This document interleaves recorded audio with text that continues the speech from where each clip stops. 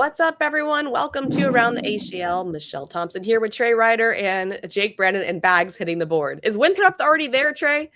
Look, they couldn't even take any time off. My goodness gracious. Literally just got back. And, what's funny, too, is they weren't here until, 45 seconds before I would start recording. I was like, a nice, quiet day. They're not even supposed to be here. It's a Tuesday. So, I don't know. You can hear them in the background, which is very fitting because, of course, we're just coming off of the National High School and College Championships. So going to talk all about that. We're also going to get into doubles and singles and our women's seniors and juniors events. So all things signature number one, all in all, an amazing event. So many people there in Myrtle Beach. I had a blast. And yeah, did you get any rest, Trey? Yeah, it was good because when we broke down, I said from the beginning, I'm getting out of there. I'm going home. So my Sunday night sucked because I didn't get home until close to 1:00. So it was a late night driving home. But the good news is when I woke up Monday, I was like, now I'm here. Now I can I slept in a little bit. I did some work and then kind of relaxed in the afternoon. So I'm good to go actually, which is good. That's good. How about you, Jake? Yeah, not for me. My weekend kind of started spiraling, starting on Saturday night because of, what happened. I walked outside and I saw this pack of coyotes chasing a lost puppy. So I had to go run after them. And, the coyotes got my ankle and they sprained my ankle pretty bad, unfortunately. So that was a rough Saturday night. And then obviously with what happened on Sunday night as well, we're not even going to talk about it. I woke up. See, checkout at the hotel was 11 on Monday morning. I woke up about 10:55. Just woefully packed all my stuff, woefully walked out to my car, and I don't think I turned my radio on until about 2.5 hours into the car ride. The first 2.5 hours were just nothing but straight silence getting out of Myrtle Beach. But besides that, the rest of the drive was smooth. They got home around 6:30, 7 o'clock yesterday evening, had some dinner, relaxed. And woke up this morning and we're ready to rock and roll. So I'm back to normal a little bit mentally, not physically, but it is what it is. We're here. We're here. Mine's brutal, and it's all because of Mr. Corey Russell. Mr. Corey Russell forced me to book 2 early flights. One of them was 6 a.m. yesterday. And let me remind you, I'm from California, so that's 3 a.m. my time. And then he informed me the day before that he changed his flight. So I was on that 6 a.m. flight that he chose without him. For those of you who don't know, Corey and I live in the same town, so we carpool to the airport. So anyways, I was pissed. I had to wake up at 4:00 in the morning, which once again is 1:00 in the morning, my time, travel back to California. And when I got home yesterday, I was a zombie. I couldn't function, but did get a good night's sleep, feeling much better today. But Corey, you're dead to me. All right, moving on. Let's get into something a bit more happy. And that is, let's start with doubles. Ryan Wiedenfeld, Chris Roybal, incredible game. Jake and I got to call it my very first broadcast. Should we call it broadcast? My very first broadcast. I've only commentated on live streams. And it was really fun. And it was an amazing game. A good run for Spencer and Tony. Jake asked, who can take down Mark and Tony? And I said, I think these guys have the ability to do it. And they did. So impressive performance from them. But let's talk all things double. Or is there anything else you want to cover about the event as a whole, Trey?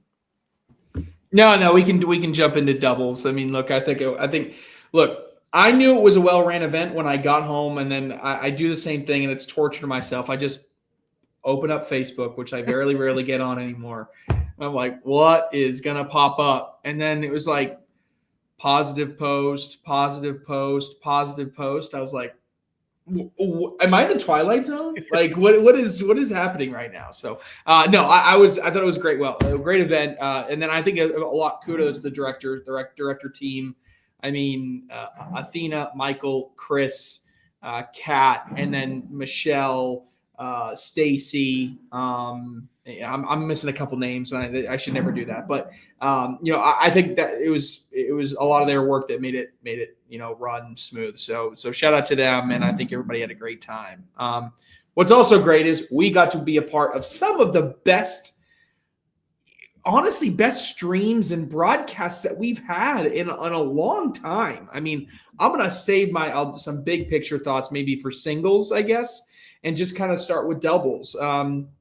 Look, you guys knew me. I had been bought into Ryan Wiedenfeld for the past month and a half now. Now, I can't say that I was Mr. Smarty Pants about Chris Roybal. I had no idea what to expect. I knew Ryan Wiedenfeld was going to be really good. I actually had a chance to talk to him right before the broadcast, and unprompted, he came up to me and he goes, you're putting a lot of pressure on me. I was like, yeah, you can handle it. You'll be just fine. And sure enough, he did. I mean, I thought he was such a dominant force.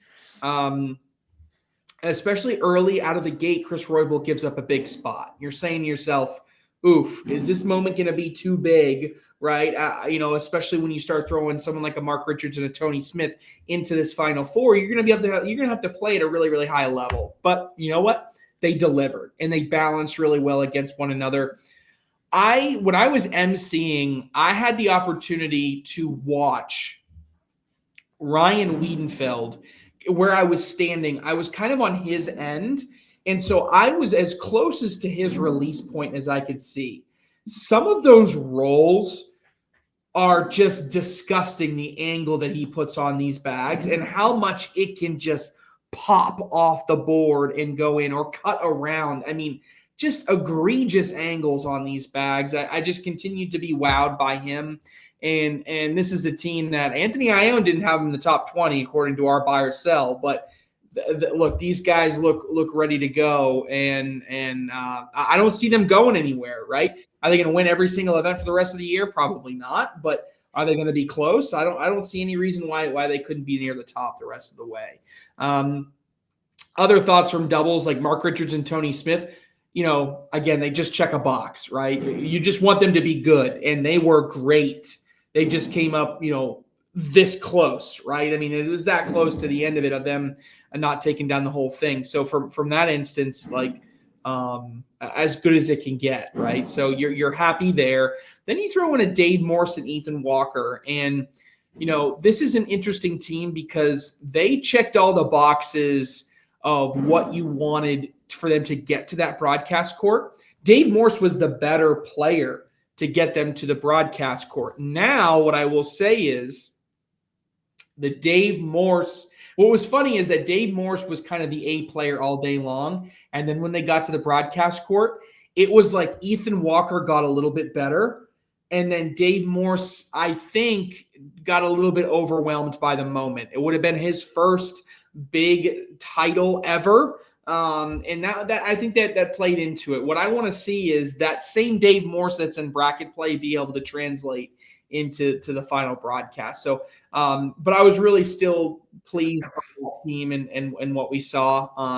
Bummed that Jamie Graham got sick. We couldn't see Jamie Graham and Jacob Trzynski at all that entire day. I think that would have been really fun to see. But then Forbes and Fabianar continue to be one of my favorite teams just to watch, right? I was almost shocked. Like, I thought they would almost dominate the finals, but I think that's what made what Wiedenfeld and Roybal did so well. They just kind of hung around, and then they took advantage of it in the end. And I think if there's anything that Forbes and Fabianar need to improve on, it's just slamming the door, right? They have just be able to take it by the horns and just run with it, right? Because right now, they were arguably the most impressive team on the weekend, and they just came up a little bit short. And there's nothing wrong with that. But they'll be back. I mean, also impressed. We'll talk maybe a little bit in singles as well. Ryan Windsor and Kamryn Belvin. This is a duo that I did not anticipate to finish as well as they did. We're talking about a top 10 finish for them. Belvin is back to what she was a couple years ago, right?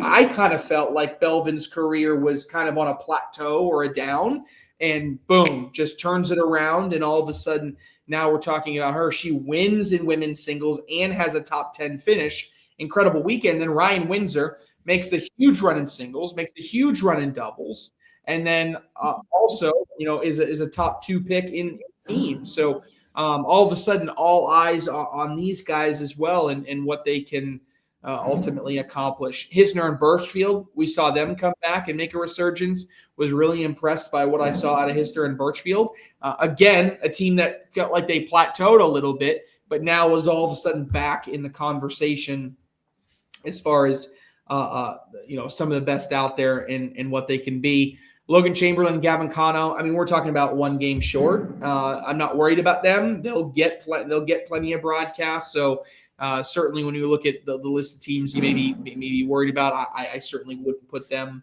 on that list. Overall, Wiedenfeld Roybal, good to see some new blood and not the same repetition over and over again. But it's also good to see that your superstars are still real close. They just need a little bit to get over across the finish line. Yeah, I think it was also special because Chris Roybal had posted that he wasn't playing so well at the beginning of the weekend and was feeling a little bit discouraged. And then once he got that draft pick, it really gave him that surge that he needed and clearly paid off, Jake. Oh, yeah, for sure. To me personally, it felt like Roybal and Ryan Wiedenfeld were one of the bigger question marks coming into this pro season, not because of their talent. It's because I knew they had the talent. You got to think Chris Roybal was on the Rookie of the Year ballot the previous year. Ryan Wiedenfeld, he's been around for a couple of years playing with Ryan Smith, so you know what it takes to win. The real question mark was going to be, how were these two going to play together? You have to think they played with each other in Albuquerque, New Mexico a few weeks ago. That was the very first time they had played with each other this season, and they had a decent run, but they didn't get the win. So coming into this, I was a little skeptical for sure, because again, it's one of those things where obviously you know that both of these players can perform well singularly, but when you put them together, what are they going to be able to do? And obviously, I mean, what did they do? They won the whole freaking thing, and they looked fantastic doing it. Chris Roybal, with that super methodical, slow-paced throw that he will do every single time. It looks good. It feels good. I love that little southpaw throw he's got. I don't know why, but left-handed throwers just look so pretty compared to right-handed throwers. I don't know what it is about it, but they just look really good. And then Ryan Wiedenfeld continues to have one of the strongest and prettiest throws and mechanics in the game. That's what 99% of our comments were in the chat when they were playing the finals, is just, man, Ryan Wiedenfeld's throw looks so good. Man, I wish I could throw like Ryan Wiedenfeld. It looks so good. So you got to give them credit here. I mean, and they looked dominant all day. Michelle and you and I had the chance to watch their bracket final against Logan Chamberlain and Gavin Cano, and Gavin and Logan had 3 separate chances to win on 19 and force a game 2, which I would assume would have gone in their direction as well because they had a lot of momentum, but all 3 times they missed. I remember Chamberlain had a wide open slide shot for the win, and he blew it off the back of the board, and that kept Roybal and Wiedenfeld in the game, and they were able to take it down. And then they went on to face Dave Morse and Ethan Walker in that semifinal. And that was a really interesting one as well, right? Because you have 2 players in Chris Roybal and David Morse, both looking for their first career title. So, coming out of it, going into the final match, you're going to have somebody who has a chance to win their first ever title, which was awesome to watch. And I think Trey really hit the nail on the head with what David Morse did, because Morse threw nearly an 11 throughout the entire bracket. Ethan Walker not much further behind him, but Morse was the stronger player on the day. And he just, maybe it's the bright lights. I know what it's like when those bright lights turn on. It gets a little scary. It gets a little nervy, as the kids like to call it nowadays, but it ended up working out well for Roybal and Wiedenfeld. And then in that bracket final, man, I tell you what, that bracket final was so fun to call, Michelle, against Spencer and Tony, 21-20. It had 5 or 6 lead changes, I want to say, all within the last 7 rounds of the match. I mean, it was fun. Get big props to Spencer and Tony. I don't think this will be the last time we will see them. And I know they're both on your top 10s, but they are a little further down on my top 10. I think I had them at 8. And Kayla, Tony Forbes' girlfriend, as soon as that broadcast is over, she walked right up to me and said, "Yeah, you better not have them at 8 anymore." So I may have to make a little tweak to my top 10 power rankings after that performance. But again, it was just so cool, like Trey said, seeing new faces on the broadcast. I assumed we were when the Final Four was made, I think everybody in the room had assumed it would be Mark and Tony versus insert other team name here, but Spencer and Tony shot them down. They played so well. Spencer Fabianar, a couple days removed from a pretty serious looking car accident back home in California, came in and threw an 11.05 over 50 rounds in his bracket. over an 11 throughout an entire tournament is insane. And to be able to do that while still healing from a pretty serious injury is crazy. And he locked on so well in that overall final, just came up a bit short. I really hope to see them again soon. But all in all, Myrtle Beach continues to be one of my favorite events of the entire season. I feel like I'm beating a dead drum when I say this, but everybody always says, Jake, what is your favorite tournament of the year? And I always say, without a shadow of a doubt, besides Worlds, it is the Myrtle Beach Open. It will be the biggest and most popular open we see all season. This is now the 8th year that we have been there. And it continues to deliver every year with the college and high school championships. And then we introduced the first pro event of the year as well in Myrtle Beach. And it just makes for great content, great memories, and even better cornhole games. So big shout outs to Ryan Wiedenfeld and Chris Roybal. I do not believe this will be the last time we see them all season able to get the job done. Happy for them. Yeah, I will say, though, as well as Tony and Spencer played, a part of the issue that I saw was Tony Smith. Anthony Ione, of course, keeps mentioning that double clutch. Tony Smith didn't look his.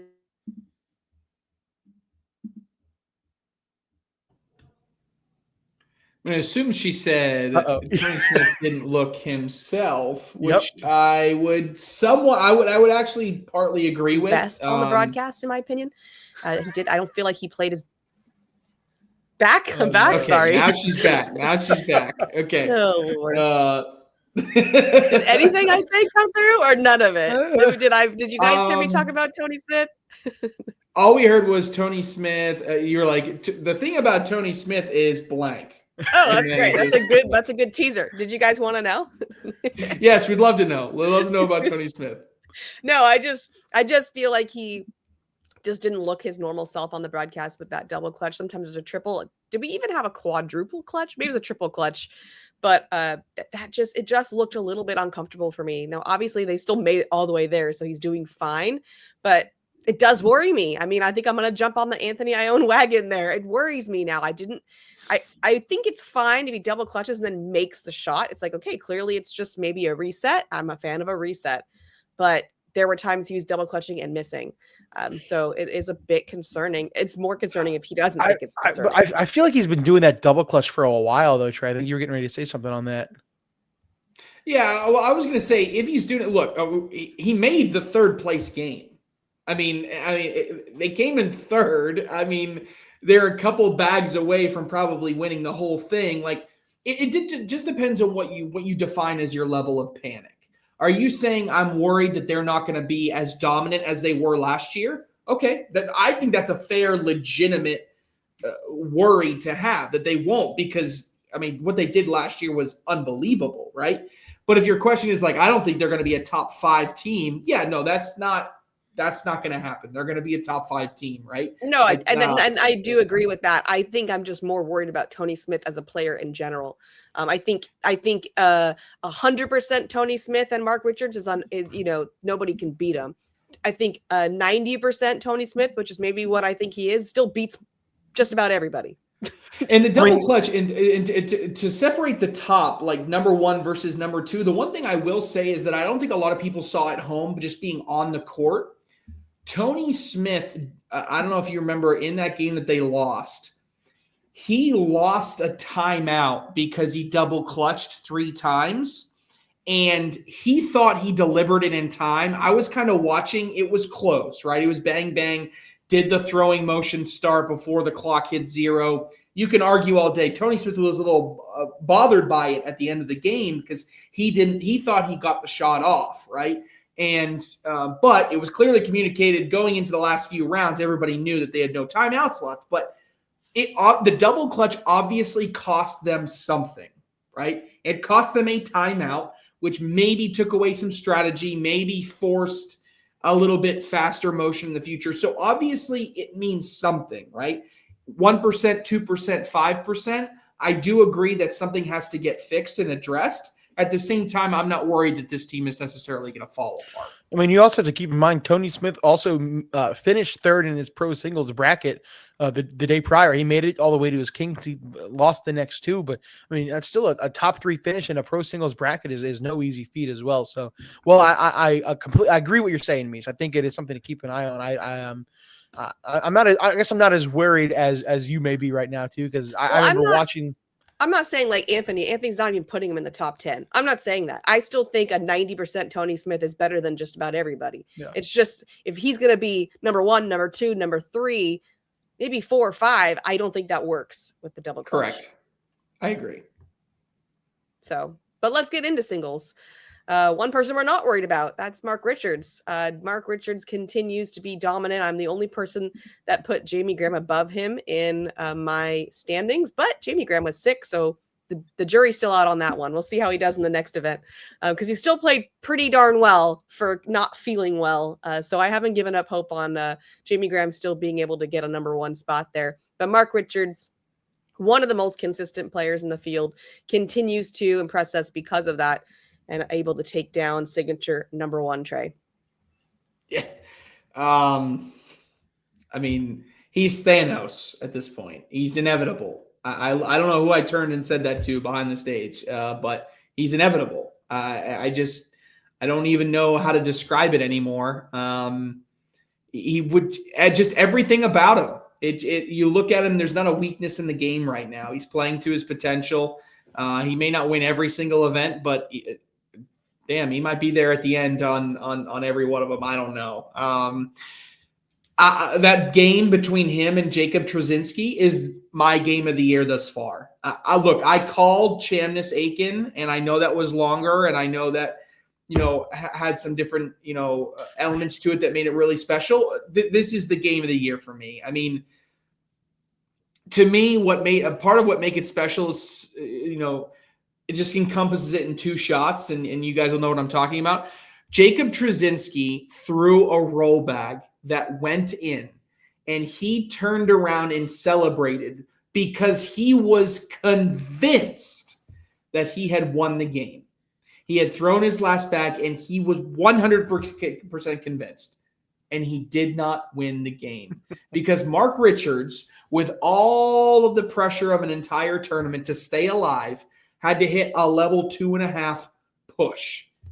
And the thing is, it's one thing. How many times do you say, I hit that push? But in reality, what you did is you hit that push on bag 2, and you brought that bag a lot closer, and then it went in, and then you cleaned it up with the last one. You had bag 4. That's it. You don't have anything else to clean it up with. You don't have anything else to do. You literally had to hit it within 1 shot, and he did. And and a push game is, if you tell me Jamie Graham hits a level 2.5 push, I'm like, okay, I get that. That's what he's known for. Mark Richards is not known for being the guy that can push bags, right?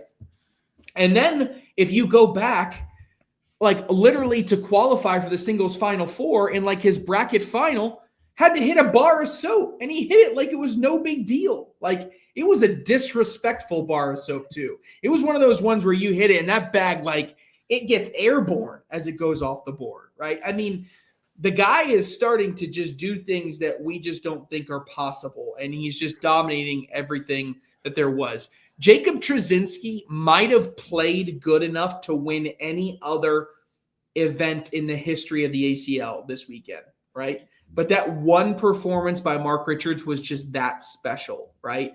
Trzynski was so good. He's going to be there the rest of the year, right? I might put him at number 2 in my power rankings right now. I know he just finished second, but I mean, he legitimately it was unbelievable this weekend and so confident. Even with the 1 foot foul, I thought he was going to completely implode, right? But he didn't. And bounce back really, really good. Other names that I just worth mentioning. I don't have a ton to say on Sammy Soto, delivered, made the broadcast Final Four looking good. Ryan Windsor, what in the world? I mean, this guy he's back. I mean, I can't believe it, to be honest with you. So many people, when they are at the height of the game and they fall so far, I don't think I've ever seen someone. I don't even know what group of people to put him in. We've never seen it. I've thought about it and thought about it. There's never been a person that has been so high to fall so low to come back again. Maybe Jay Rubin steps away, but it wasn't as if his game faded away, right? Matt Guy, yeah, he's had some up and downs, but there's never been a point where we've said Matt Guy is not good anymore. I mean, I remember looking at someone And Ryan, this might piss Ryan off, but like I looked at someone last year, I said, Ryan Windsor's not good. Like he's not even not great. He's just not good. And now he's great again. Just really, really impressed by him to be able to do that, because honestly, it's just so difficult to do. It's so good. It's so difficult to be at the top, fall off, and come back. But just really, really impressed by him. There's plenty of other top talent, but honestly, the conversation belongs to Mark Richards, and until someone can take that conversation away. What is going to take that conversation away, Jake? I don't know. I have no clue. I want to talk about Ryan Windsor before I forget about it real quick. I mean, does he have comeback player of the year already locked up? Is there anybody else that can take that from him right now? I mean, he has an open singles final appearance, and he has a signature singles final appearance. I mean, one of them he threw all slick side the entire time. I mean, the run that he went on, he lost his very first game of the bracket 21-19 to Luke Bryant, and then he won 12 consecutive games in the losers bracket. I'm sorry, 10 consecutive in the losers bracket, and then double dipped Peyton Mister to win his pro singles bracket. I mean, what else do you have to do, right? I mean, that's literally the hardest path you can give yourself. So my question is, before I get into it, Trey, I mean, is there anybody else you could even think of to put on the comeback player of the year ballot right now? If I look at this list, I mean, I don't even know who I would start. I mean, one person that's I mean, is Ryan Wiedenfeld even in that category? You'd probably put him more as like a breakout player, right? Yeah. Or even like a Dave Morse, like if they continue to play like they have been. I don't necessarily disagree with you, Jake. I mean, unless we see someone else out of the blue. All right, I'll call it January 6th, 1:32 p.m. Congrats, Ryan Windsor, on your Stevie Award. Comeback Player of the Year. Hey, you earned it, buddy. Cannot wait to hand you that award in August. Wow, congratulations, man. But anyway, what an event pro singles was. I mean, there's no more really to say for Mark Richards. His 33rd career title, and I know the biggest debate when it comes to these career titles, especially with Jamie Graham, is always that Jamie Graham has more titles. Jamie Graham had pro titles, I should say. Jamie Graham has 17 pro titles. Don't look now. This was Mark Richards' 12th pro title. I mean, he's not that far behind Jamie Graham in terms of pro titles. And then, of course, if you look at altogether statistics, that was 33. Jamie Graham has 24. He's got a 9-title lead on Jamie Graham now. This was a race that was close 1 calendar year ago. I don't think he had taken him over yet 1 calendar year ago. And now we're looking at him almost a double-digit lead over Jamie Graham. That's how good this dude has been for a number of years now, and there's no sign of slowing down. He throws these fast bags in singles, and he can literally, the fact that he can roll and cut and maneuver around these bags that are a 6'9" speed, I believe they are, is blasphemous to me, right? You don't see anybody else throwing bags these fast and doing things that Mark Richards is doing with these bags. So you got to give him some big credit. Looking through, I mean, Sammy Soto, I don't think he's going to get enough credit for the run that he got. Sammy Soto, he was only 1 point away from beating Jacob Trzynski in that semifinal match. He threw a 10-5 across 40 rounds. A lot of people don't remember that. That semifinal match was a 40-round game, Trey and Meesh. I mean, it was incredible to watch. Everybody gives Mark and Trzynski their flowers, but that Trzynski-Sammy Soto match may have been just as good, if not better, than the Mark Richards and Jacob Trzynski game. I mean, and looking through, I also want to give a big shout out to the players who finished second in the bracket. I feel bad for Gabriel Clauson, right? Gabriel Clauson ran a gauntlet. Not only did he have to qualify in that insane junior singles qualifier to even make the bracket, but then once he made the bracket, he lost early too and had to drop down to the losers bracket and fight his way back to the finals before having to face, of course, Mark Richards. It was a rematch of the Albuquerque Open, which is also possible to be on the Game of the Year ballot at the Stevie Awards. And I mean, I truly believe if Gabriel Clauson is any other bracket, I think maybe besides maybe Jacob Trzynski, I think he wins that bracket and Gabriel Clauson is in our Final Four. Just an incredible performance from Gabriel Clauson. Let's see who else finished second in their bracket. Jamie Graham. I mean, it was even with the sickness, he made it back to the finals against Jacob Trzynski. We had a pro partner versus pro partner bracket final, and that was a really close game as well, 21-16. But again, I think like Trey said, I think Jacob Trzynski wins that event 99 times out of 100. I think and literally any other event that is Jacob Trzynski's to win, except for when Mark Richards wins that, of course. And then in the B bracket, I know I don't want to harp on it too much, but Peyton Mister coming from out of nowhere, looking the gauntlet that he won. He had to beat Derek Holland. He had to beat He had to beat Trey Birchfield. He had to beat Tanner Halbert and Hunter Thorson, as well as Tony Smith before getting double dipped by Ryan Windsor. So good run for him. And then in the D bracket, it was Zach Aiken, who is on a lot of people's top 10 list. One of the, in my opinion, the second best junior in the pro division right now, making it back to the finals, just narrowly losing to Sammy Soto. So, man, I'm telling you what, I still think this singles field is wide open. And my hot take at the start of the season was I think we get 6 different signature pro singles winners at the signatures. And honestly, I still believe that wholeheartedly. How well Mark Richards is playing, I think he's going to try to win 3 or 4, but there's a scenario where Mark Richards wins 3 or 4 singles titles this year, but there's also a scenario where he doesn't even make it back to the finals once this season because of how good and how talented this singles division is. It's literally anybody's game. If we get to Memphis, Tennessee in a couple of weeks and the boards are a little tackier and it's a little humid in there, I mean, we could see a brand new Final Four. We could see a brand new top 16 of what we get. So it's really anybody's game to win, but Mark Richards is the man on top right now. I would be shocked if Mark didn't win too. He's playing so well, and the seed is going to come into play, right? Yeah. And because right now he doesn't. If he's going to sit number 1, which he is, he's going to be number 1 in the rankings. That means anybody who finished 1 through 7, he doesn't even have to play until he makes the broadcast court, and then when he gets on the broadcast court, he tells everybody knows he's better than everybody else. That's the problem. When he gets to that point, your odds go way down. I don't care who you are because he's so good at doing that. All right, I'm going back. I'm adding 2 things to my thoughts on Mark Richards, right? 2 things that make him better than everybody right now. Number 1, the mental side of the game. We all know this, right? But I want to give you an example of what this is. And it actually came in doubles. Okay. We talked earlier about when they ran out of timeouts because Tony Smith took too many. Tony Smith said something to an official, not bad, just like, no, I thought I hit it. Okay. It was just dynamic back and forth. Mark stepped in and said, we don't have any timeouts. That's it.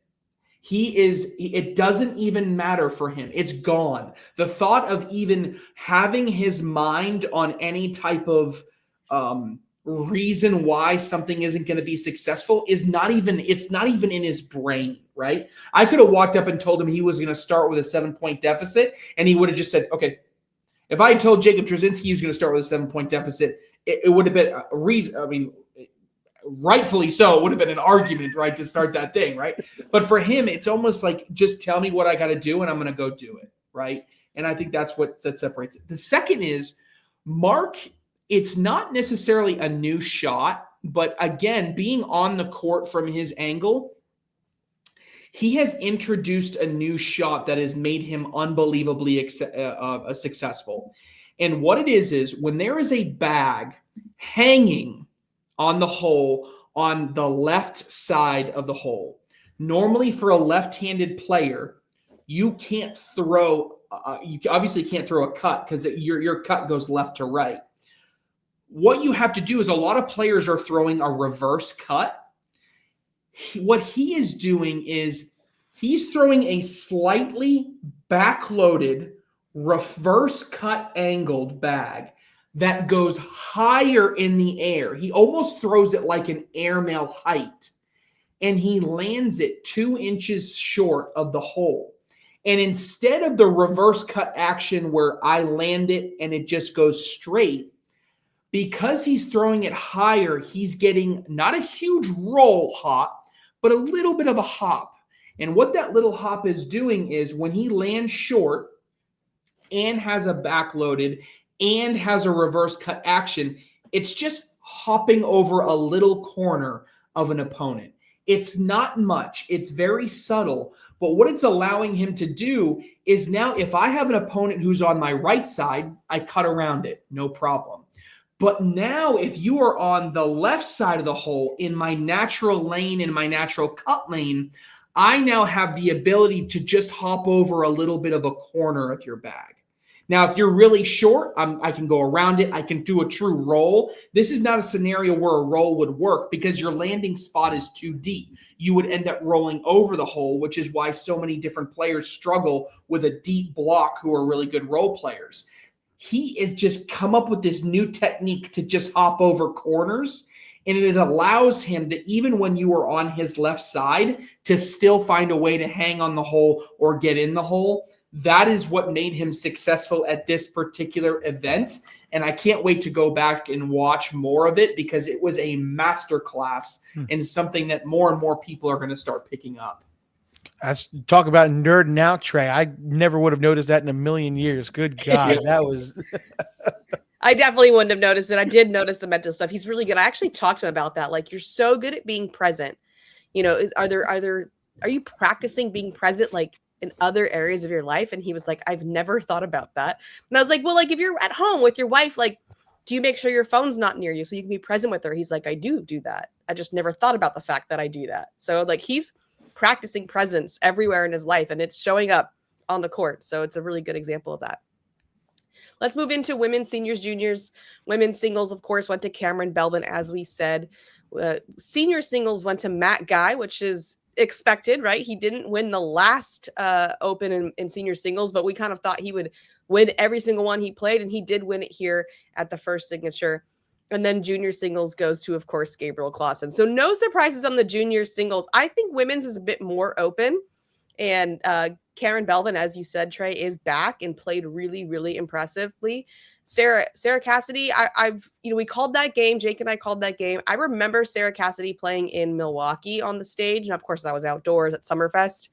And it looked similar to what I saw here. There's something about the broadcast court for Sarah Cassidy sometimes where she's just setting way too many bags off the board. I don't know if it's because the boards are playing too fast for her. I don't know if it's because the additional adrenaline makes her throw it a little bit faster or harder. But that's now the second time I've seen that type of play from her on a broadcast court. Thoughts, Trey? Yeah. I hadn't really thought about Sarah Cassidy in that aspect, but it makes a lot of sense to me, right? She didn't play her best on the court. Now, I think the story really is Kamryn Belvin. And again, I alluded to it a little bit earlier, but her, she had herself a fantastic event and has put herself right back into the conversation. I mean, when we talk about her getting all the way to the finals of this event, coming into this event, I was putting an Arizona Burn draft list together. I'd heard this rumor that they were going to go and they were going to just field a team of all women. And so I didn't have her getting drafted because I had some of these other names in front of her, right? And then all of a sudden she comes in among that same field, right? And she finishes better than all of them. And that makes perfect sense to me why she comes in and one gets drafted on that roster as one of the first people off the board and makes it all the way to the finals. If she plays like that the rest of the season, she's going to be really, really tough to beat. And she'll be right up there with Finley and Cassidy and everybody else atop the women's in Allah's house atop the women's division. Jake? Yeah, I mean, I have to agree with Kamryn Belvin. I talked so much about Ryan Windsor being on the comeback player of the year train. I feel like if Kamryn Belvin continues to stay that hot, she's going to end up on that comeback player of the year ballot as well. It's so good. Down the middle every time, rarely missed. I have the stats right here. Let me find them real quick. In that overall final, she threw a 10-4-4, 18 rounds, 9 4-baggers, only missed 14 bags.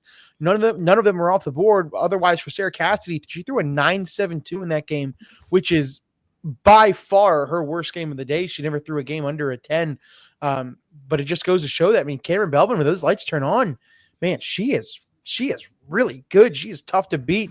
And again, it's another one of those things where I was expecting, I would have expected, Elizabeth Tennyson to get drafted, who won open women's singles earlier in the week in that same field of pros.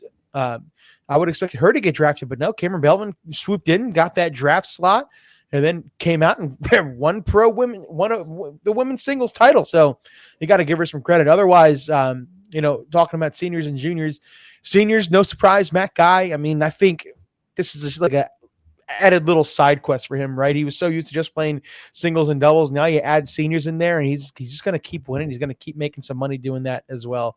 I mean, he looks really, really good. And Gabriel Clauson, I mean, what more can we really add about Gabriel Clauson? He is the best junior player in the world. He is still, in my opinion, a top 4 player in the world right now. I think we may have to think about putting Jacob Trzynski up into that mix. That's why I said 4, the question mark, because I probably still have him at 3 right now, and then Trzynski slotted right beside him. But man, it is so tough, that juniors division. The fact that we had some players like, how about neither of the Gore boys qualifying for the pro brackets because they didn't finish high enough in the juniors qualifier. It's crazy. It's going to be stacked and competitive all season long, and it's another added thing to this season that I am so intrigued and interested in. And it's, who are these top players who have to qualify and won't do it? We saw it firsthand with the Gore boys. Now, what are they going to do, assuming they will be in Memphis? What are they going to do to come back and make sure that they do qualify? Because I know if they do qualify, Jackson Gore and Zach Aiken are a top 15 team, in my opinion. So, and I think they will make a big run in pro doubles, but you got to get over that hump first and get the qualifying.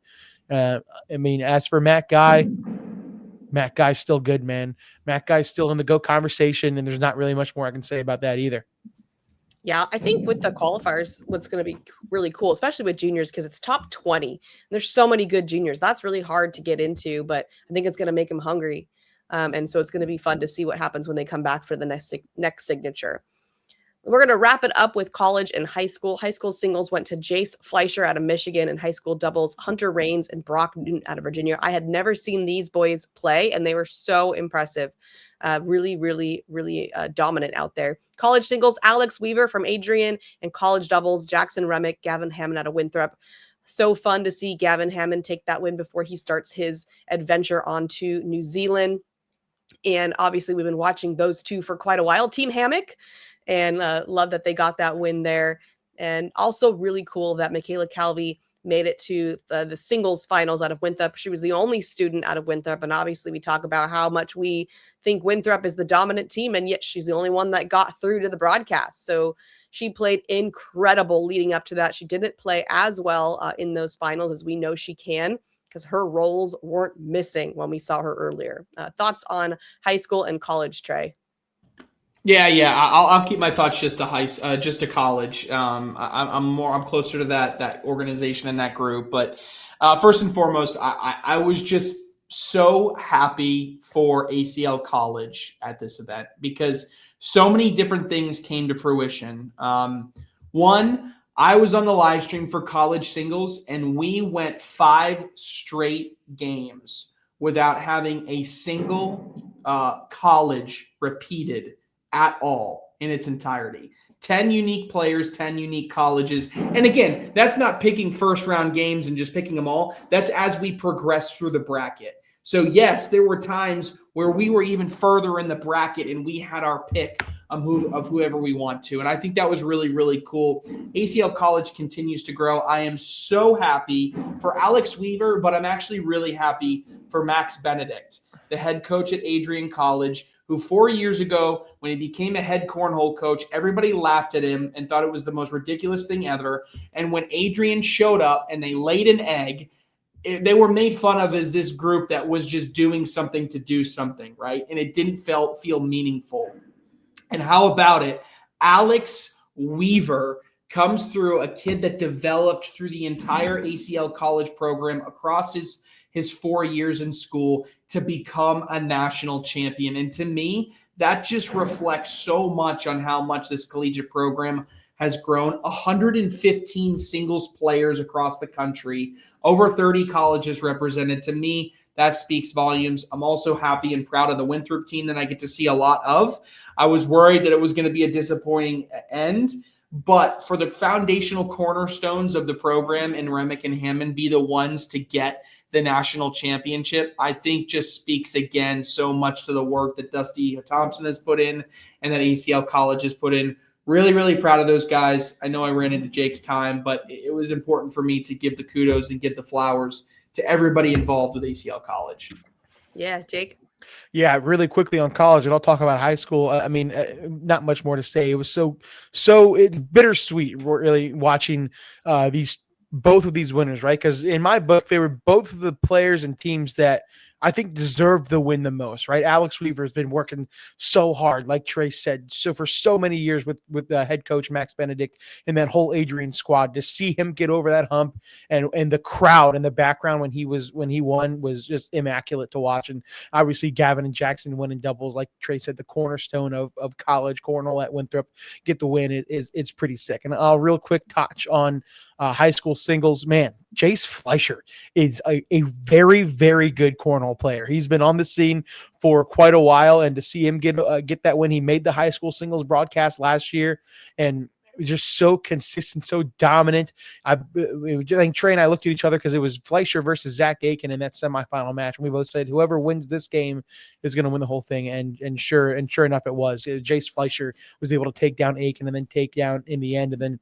How about Hunter Raines and Brock Newton? For some reason, I feel like every single high school broadcast every year, there's somebody from Virginia, whether it's doubles or teams, and it happened to be doubles and teams. The entire high school teams final was all Virginia. But Hunter Raines, Brock Newton, I mean, I was looking through their photos. I mean, Brock Newton won competitive doubles at a regional 4 months ago. And now here he is, high school doubles national champion. I mean, this kid is good. I mean, Hunter Raines just as good, if not better. But man, again, and it's another reason why I will stop going to Virginia to play regionals, because I am tired of playing against all those really good kids. But such a fun week. I love high school. I love college. I love Myrtle Beach. I love this event. What a fun week. And I'm glad I got to get on here and talk to you guys about it. Yeah, time for our hot takes. What you got, Trey? Yeah, really, really impressed. One team in particular, I had them in my top 3 in power rankings, but I'm going to go out on a limb and say Spencer Fabinar and Tony Forbes win one of the next 2 signature events in doubles. I think they were the most dominant team in the day, and towards the end, I genuinely think they just thought they had it in the bag, and they'll learn from that. And Wiedenfeld and Roybal, rightfully so, went and took it. But I'm all in on Forbes and Fabinar. I think they take one of the next 2. Jake? I like that. I makes my pick maybe not feel as hot, but I'll still say it. I think this will not be the last time that we see Chris Roybal and Ryan Wiedenfeld play for a signature title this season. They were so good, and they beat so many good teams to get there. I would not be surprised at all if they play for another signature title later this season. And I'm going to double down on the junior side. I think, obviously, we have a lot of good juniors already in our top 100, but we have a bunch that are trying to qualify in that top 20. And I think the ones that didn't will be even hungrier. So I think the next signature goes to a junior player for the singles title. All right, guys, that's all we got time for. Next week, we're going to talk teams. So much to get into. So definitely tune in for that episode, but we are done for here. Thanks so much for tuning in. See you next time.